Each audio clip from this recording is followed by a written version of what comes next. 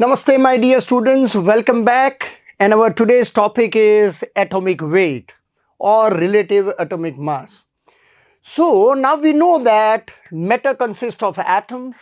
Atoms are extremely small particles. So it is not possible to see them or to isolate them for weighing them. सो ये almost impossible था कि आप single atom ले लो, जैसे आप एक एप्पल लेके उसका वेट करते हो या तो मैंगो लेके वेट करते हो, ऐसे आपने एक सिंगल एटम ले लिया उसका वजन करने के लिए. So it was not possible. Alternatively, what we can do is we can take a large sample of any substance, we weight, and then we divide it by the total number of atoms in it. But unfortunately, there was no method at that time in early days to count the number of particles in a given sample. मैं ये बताना चाह रहा हूँ कि suppose मैंने आपको 55 rupee coins दिए, उसका टोटल वेट दे दिया. अब हर एक कॉइन एक जैसा है, उसका वेट सेम है, तो आप टोटल वेट को अगर 50 से डिवाइड करोगे तो आपको एक कॉइन का वेट मिल जाएगा. तो ऐसे एटम्स में नहीं कर सकते थे उस समय, क्योंकि हमारे पास कोई मेथड नहीं थी to count number of atoms. Because even a very small sample of any substance will have very large number of particles of that substance in it. 1 centimeter cube of air, 1 centimeter by 1 centimeter by 1 centimeter, 1 centimeter cube of air contains 4 billion molecules. Billion means 10 to the power 900 crores is billion. So 4 into 100 crores into 100 crores. Right. So 4000 crore molecules है 1 centimetre cube of air में. तो आप सोच सकते हो कि atoms and molecules are extremely small particles. So it is not possible to isolate them and weigh them like we do in our day to day life. So this problem was finally solved by Avogadro's hypothesis. We are going to learn Avogadro's hypothesis after 2-3 lectures when we'll finish this atomic mass and molecular mass. Avogadro's hypothesis yani assumption. So there is one law we are going to study, Gay-Lussac's law, and to explain Gay-Lussac's law, Avogadro's hypothesis came. So अभी आप ये समझ लो कि Avogadro's hypothesis क्या है. Avogadro's hypothesis ये बताता है कि equal volumes of all gases under identical conditions of temperature and pressure contains equal number of molecules. Let me explain it. Suppose if you take equal volume of the gas is volume of the container in which it is filled. ये बहुत समझने की बात है क्योंकि बच्चों को ये कभी कभी पता नहीं होता है. What is the basic difference between liquid and a gas? So liquids have fixed volume. अगर आपने 1 लीटर दूध लिया तो कोई भी तपेला ले लो, कोई भी कंटेनर ले लो, उसमें 1 लीटर ही रहेगा. तो आपके पास अगर 1 लीटर मिल्क है या तो 1 लीटर वाटर है, तो आप उसको बड़े कंटेनर में रखो या तो छोटे कंटेनर में रखो, 1 लीटर ही रहेगा. वो कंटेनर के साइज पे डिपेंड नहीं करता है. लेकिन गैसेस में ऐसा नहीं है. The intermolecular forces of attraction among the gaseous molecules are very weak, and hence they are gases. So gases just spread out and occupy the entire space available to it. तो suppose ये container है, इसका जो भी size है इसको volume V बोलते हैं. Okay, the space is volume, the space available is volume. तो volume 1 litre, 2 litre, 2.5 litre, 3 litre, 5 litre कोई भी हो सकता है. तो एक कंटेनर है और इसमें गैस है. So gases will be spread out and they are in continuous random motion, colliding with each other and also with the walls of the container. They are constantly moving, hitting each other and also the walls of the container, right? So तो अगर आप इतना gas है उसको अगर छोटे container में भरो तो उसका इतना वॉल्यूम है, बड़े कंटेनर में भरो तो उसका वो वॉल्यूम हो जाएगा. यानी अपने सेम नंबर ऑफ मॉलिक्यूल्स, एक छोटा कंटेनर है. Let us count 1, 2, 3, 4, 5, 6, 7, 8, 9, 10, 11, 12, 13, 14, 15. ये मैंने 15 सिंबॉलिक रिप्रेजेंटेशन, अभी मैंने कुछ मॉलिक्यूल्स इसमें दिखाए हैं. तो ये वॉल्यूम है, वो V डैश बोल देते हैं. V dash is a smaller volume. आप देख सकते हो कि वो छोटा वॉल्यूम है. तो उसमें भी मैं सेम क्वांटिटी ऑफ गैस अगर भरता हूं 1 2 3 4 5 6 7 8 9 10 11 12 13 14 15 तो this is same amount of gas the quantity of gas is same suppose ये 1 ग्राम हाइड्रोजन है तो ये भी 1 ग्राम हाइड्रोजन है एज फॉर एग्जांपल मैं बोल रहा हूं ये 15 मॉलिक्यूल है तो ये भी 15 मॉलिक्यूल है 15 मॉलिक्यूल का वजन 1 ग्राम नहीं होता है तो या तो आप नंबर ऑफ मॉलिक्यूल्स काउंट कर लो या तो आप उसका वजन बोल दो कोई भी एक गैस का तो ये सेम क्वांटिटी ऑफ गैस है ओके सपोज ये 1 लीटर का कंटेनर है ये 5 लीटर का कंटेनर है amount of gas is same but क्योंकि ये 1 लीटर में है इसका वॉल्यूम 1 लीटर है और क्योंकि ये 5 लीटर में है ये गैस का वॉल्यूम 5 लीटर है वो पूरा 5 लीटर स्पेस ऑक्यूपाई करता है अब दोनों में फर्क क्या है तो यहां molecules are very close to each other smaller region में टाइटली वो पैक्ड है लेकिन यहां इंटरमॉलिक्यूलर स्पेस जो ये बीच में स्पेस है वो ज्यादा है so remember volume of the gas is volume of the container in which it is filled. मैं क्वेश्चन हर बार क्लास में पूछता हूं 2 बच्चों से या तो सभी बच्चों से कि आपके पास 1 लीटर गैस है मेरे पास 2 लीटर गैस है इतना ही बताता हूं आपके पास 1 लीटर गैस है मेरे पास 2 लीटर गैस है तो किसके पास ज्यादा गैस है तो बच्चे ऑफ कोर्स बोलते हैं कि आपके पास ज्यादा गैस है 2 लीटर गैस ये लिक्विड में होता है कि अगर आपके पास 1 लीटर दूध है मेरे पास 2 लीटर दूध है तो ऑब्वियसली मेरे पास ज्यादा दूध है 2 लीटर क्वांटिटी ज्यादा है लेकिन गैस में नहीं होता है volume of the gas is volume of the container in which it is filled container को देख के आप बता नहीं सकते कि उसमें कितनी हवा भरी है सपोज कोई कंटेनर में हवा है तो आप कंटेनर को बाहर से देख के ये नहीं बता सकते कि उसमें कितनी हवा है या तो कितना गैस है राइट छोटा कंटेनर में ज्यादा गैस भी हो सकता है बड़े कंटेनर में कम गैस भी हो सकता है तो मैं एग्जांपल देता हूं एलपीजी सिलेंडर का ओके आपके घर में अगर एलपीजी सिलेंडर है तो अगर वो नया सिलेंडर है उसमें ज्यादा 14.4 किलोग्राम एलपीजी गैस है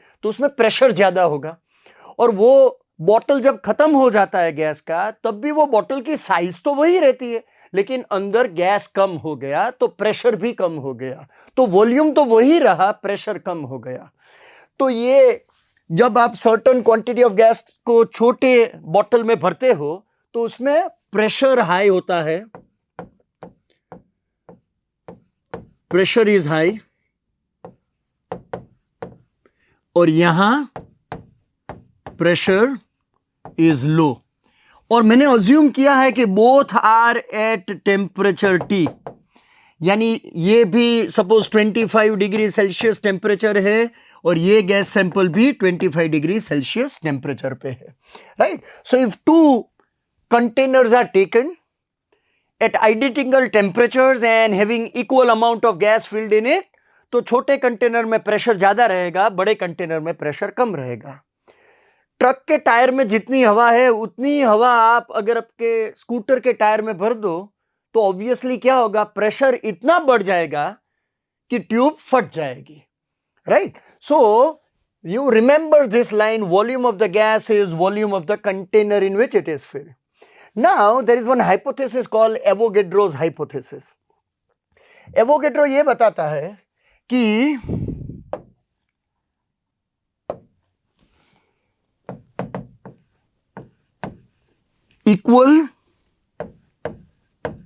equal volumes of all gases under identical conditions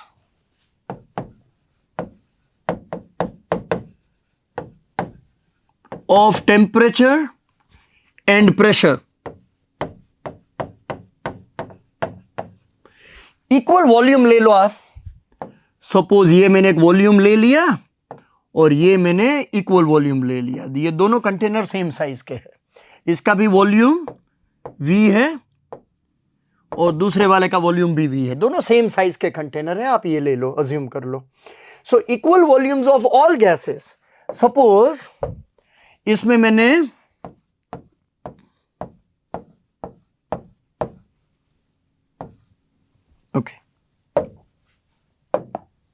just for the sake of changing,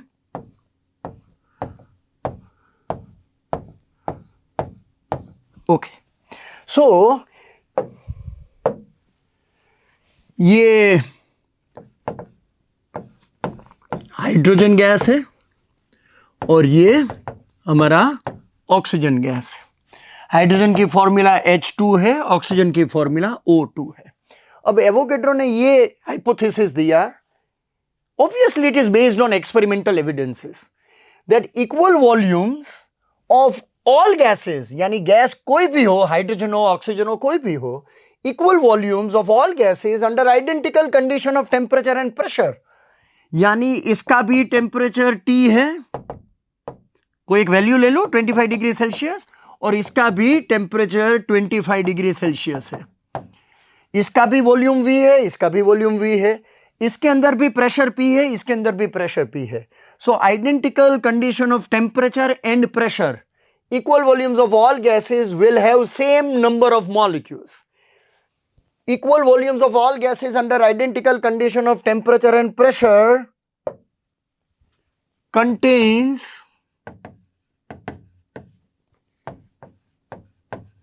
equal number of molecules. Equal volumes of all gases under identical condition of temperature and pressure will have same number of molecules. अगर ये दो gas sample है, उसका temperature, pressure और volume,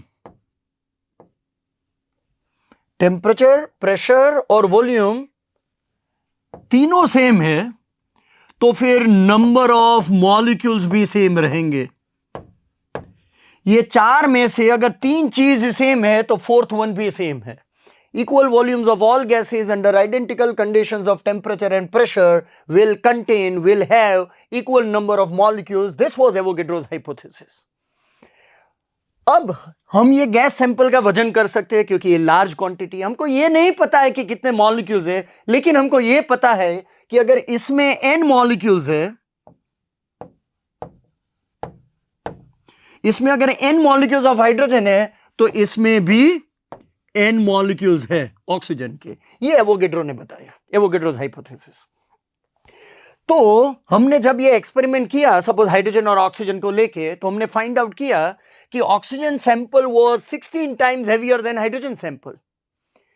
This gas was found to be 16 times heavier as compared to hydrogen gas. जैसे हम comparison करते हैं, आपकी एज और मेरी एज का रेशियो 1:3 है, आपका वेट और मेरे वेट का रेशियो सपोज कोई भी हो सकता है, रेशियो कंपैरिजन। तो ऐसे हमने इसका जब वेट कंपेयर किया तो हमने फाइंड आउट किया कि sample of oxygen was 16 times heavier than sample of hydrogen. It means that each molecule of oxygen is also 16 times heavier than each molecule of hydrogen because they contain same number of molecules. मैं समझाता हूं example लेके। Suppose आपके पास 1 rupee coin है और 5 rupees coin है। Suppose आपके पास 1 rupee coin है और 5 रुपी कॉइन है। 1 रुपी कॉइन हल्का है, 5 रुपी कॉइन हैवियर है। सपोज आप ये ऐसा अज्यूम कर लो। अब आपके पास सपोज n कॉइन्स है, n कॉइन्स 1 रुपी कॉइन्स और n कॉइन्स 5 रुपी कॉइन। अब अगर हम इसका टोटल वेट फाइंड आउट करते हैं, सपोज n कॉइन्स का टोटल वेट फाइंड आउट करते हैं कि ये 100 ग्राम्स है और ये n कॉइन्स 5 रुपी कॉइन्स है, सभी एक जैसे, उसका कॉइन 200 ग्राम्स है। इस फॉर एग्जांपल समझाने के लिए बोल रहा हूं। तो हमने कंपेयर किया कि ये ट्वाइस हैवियर है, we have same number of coins, so इसका टोटल वेट ट्वाइस है, यानी each 5 rupee coin is twice heavier than each 1 rupee coin, right? Obviously each, क्योंकि टोटल वेट डबल है, तो each 5 rupee coin is twice heavier than each 1 rupee coin. तो ऐसे ही हमारे ये molecules, we have same number of molecules, आप इसको कॉइन्स ले लो। तो बिकॉज ये 16 टाइम्स हेवियर था, तो we can say that each molecule of oxygen is also 16 times heavier than each molecule of hydrogen. अब हाइड्रोजन के मॉलिक्यूल में भी 2 एटम है, ऑक्सीजन के मॉलिक्यूल में भी 2 एटम है, राइट। तो 2 हाइड्रोजन एटम से कंपेयर करो अब 2 ऑक्सीजन एटम, तो वो 16 टाइम्स हेवियर है, यानी each oxygen atom is also 16 times heavier than each hydrogen atom. अगर मैं आपसे ट्वाइस भारी हूं, सपोज आपके वजन से कंपैरिजन से मेरा वजन ट्वाइस है, तो आपका वजन 2 बार ले लो और मेरा वजन भी 2 बार ले लो, तो कंपेयर करोगे तो मैं ट्वाइस ही रहूंगा।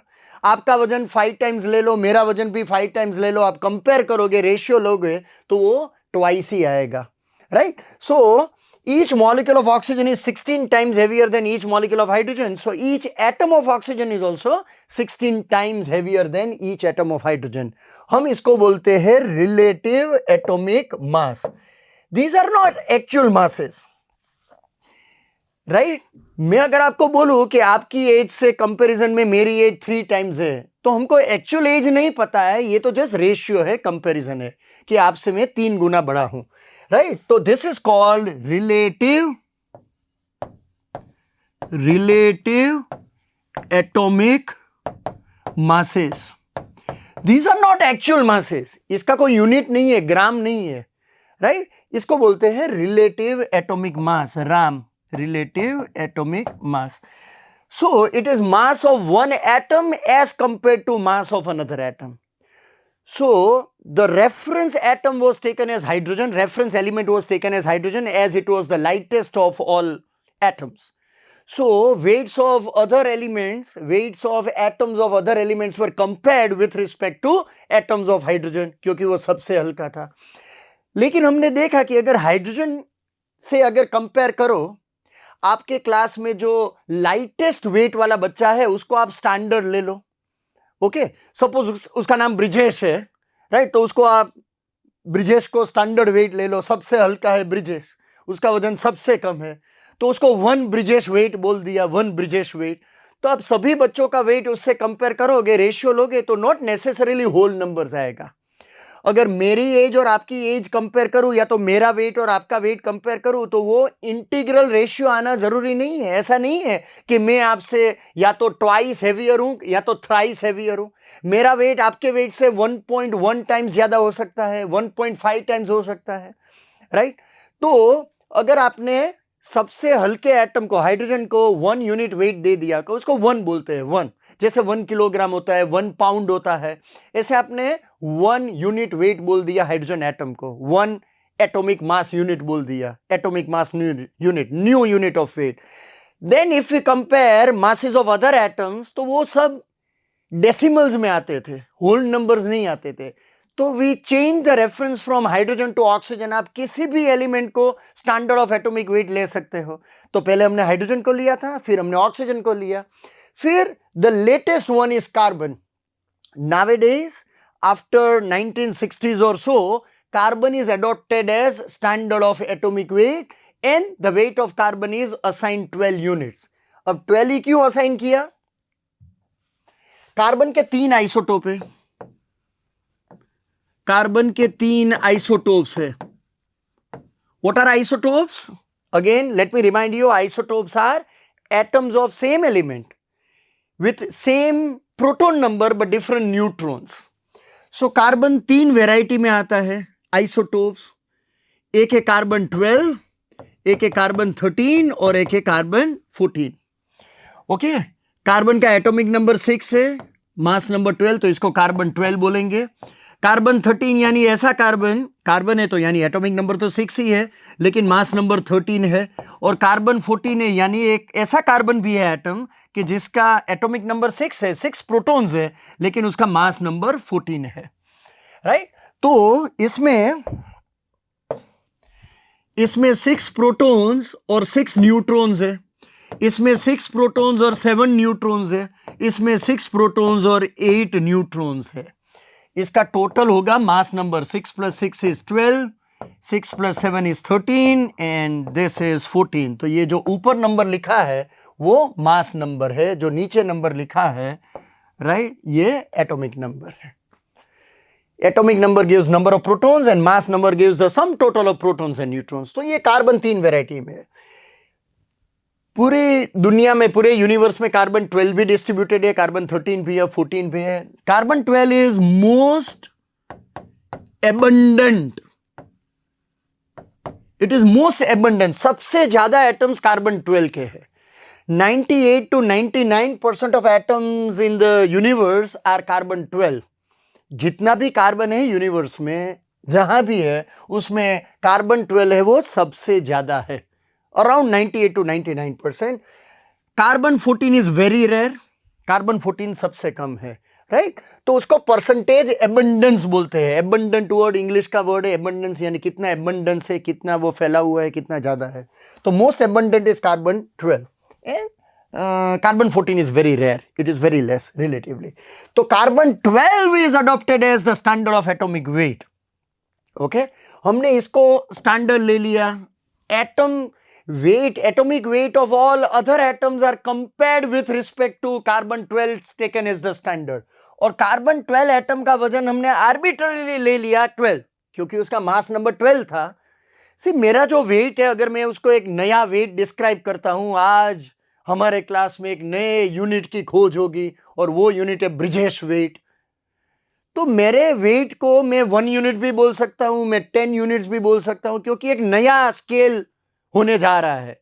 तो आप कुछ भी डिफाइन कर सकते हो. यानी भगवान ने नहीं बोला था कि 1 किलो यानी इतना ही होना चाहिए. वो हम सब ने, यानी साइंटिस्ट ने, ह्यूमन बीइंग्स ने डिसाइड किया कि इस वेट को हम 1 किलो, 1 किलोग्राम वेट. तो ये जो डेफिनेशन है कि इतना 1 मीटर है, तो क्यों इतना नहीं है, क्यों इतना नहीं है, वो ऐसा क्वेश्चन नहीं होता है, राइट. तो इस लेंथ को हमने 1 मीटर बोला, इस वेट को हमने 1 किलोग्राम बोला. तो ये सब डिफरेंट यूनिट्स है, right. So carbon 12 is adopted as the standard of atomic weight and its weight is arbitrarily assigned 12 units. उसके weight को हमने 12 यूनिट ले लिया. तो एक एटॉमिक स्केल होता है, एटॉमिक मास स्केल.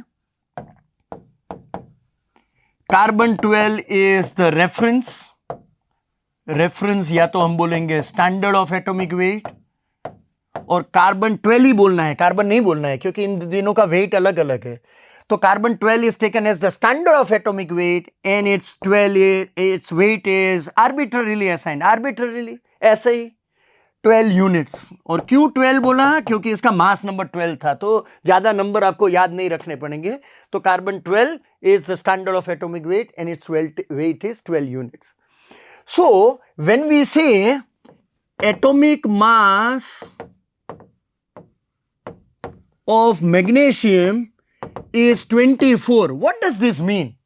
कार्बन का वेट 12 यूनिट है और एटॉमिक मास स्केल पे मैग्नीशियम का वजन 24 है. यानी 1 एटम ऑफ मैग्नीशियम, 12 2 24 होता है, तो 1 atom of magnesium is twice heavier than an atom of carbon, right. अगर आपके पास एक बैलेंस है, तो उसमें एक साइड अगर आप मैग्नीशियम एटम रखते हो, तो दूसरी साइड 2 कार्बन एटम रखेंगे, राइट. कार्बन से ट्वाइस हैवियर है मैग्नीशियम. तो these are relative atomic masses. इसका कोई यूनिट नहीं है, कोई ग्राम नहीं है.